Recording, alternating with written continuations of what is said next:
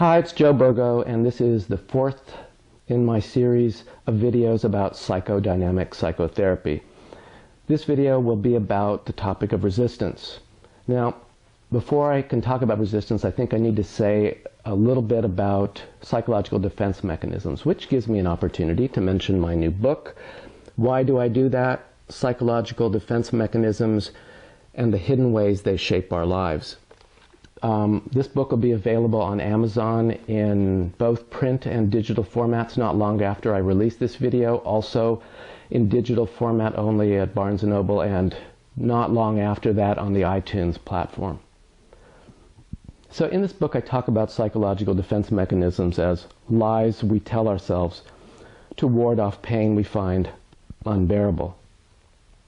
In my experience, people often come to therapy because their defenses are no longer working and they're in unbearable pain, or because the defenses are causing more pain than they're meant to cure.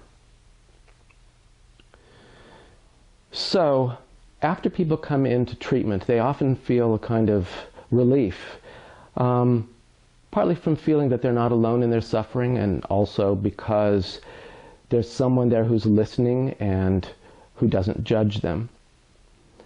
This is a good thing, except that it creates a kind of problem. If you're feeling better, you may not want to go back into that pain, and you'll resist the efforts of the therapist to get to know you better. If you rely on psychological defense mechanisms to ward off pain, then you'll resist efforts to find out what's behind those defenses. That's why we call it resistance. Now, resistance comes in all different forms, but in this video I'm going to talk about 4 different kinds that I see in my practice. The flight into health, lateness or missed sessions, superficiality, and skepticism. So, you've had a few sessions and you're feeling quite a bit better.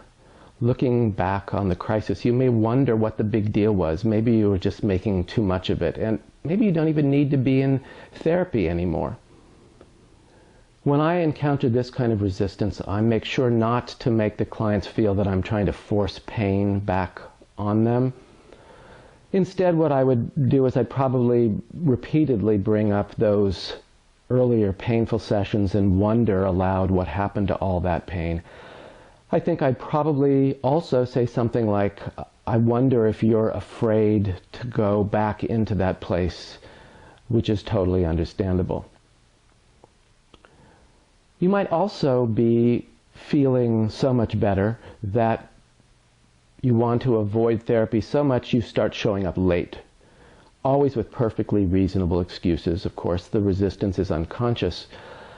But sometimes you want to avoid it so much that you forget completely about your session time.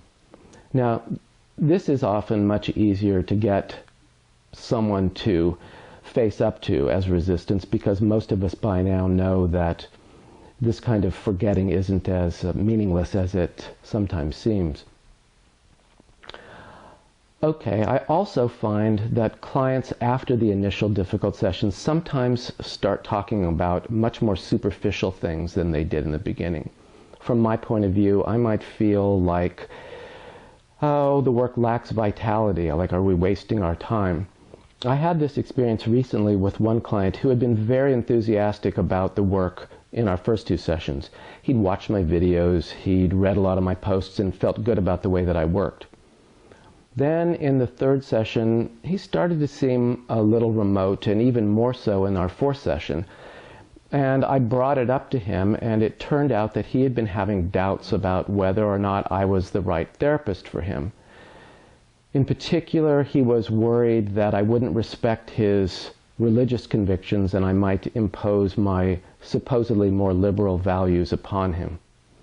So, in this case, behind the superficiality kind of resistance, there was yet another kind, skepticism. Now, I think it's important to say that not all skepticism is resistance. I'm not the right person for everybody I see, and a client who is skeptical might just be giving voice to the feeling that somebody else would understand them better than I do. If that's the case, I try to help them move on. If it's not, I think the reason for the resistance will eventually become clear. This kind of resistance can also show up as a kind of complaining that the work isn't going anywhere, that we're not accomplishing anything, even after a very few sessions. Now again, that might be an accurate assessment, but often it's a kind of resistance to going deeper. I think that behind all of these forms of resistance, there's also some anxiety about coming to depend on the therapy and to need the therapist's help. That's a big topic in itself, and I'll be turning to that in my next video on dependency issues in psychotherapy. So that's all for today. Thanks for listening. Oh, and keep an eye out for my book. Until next time.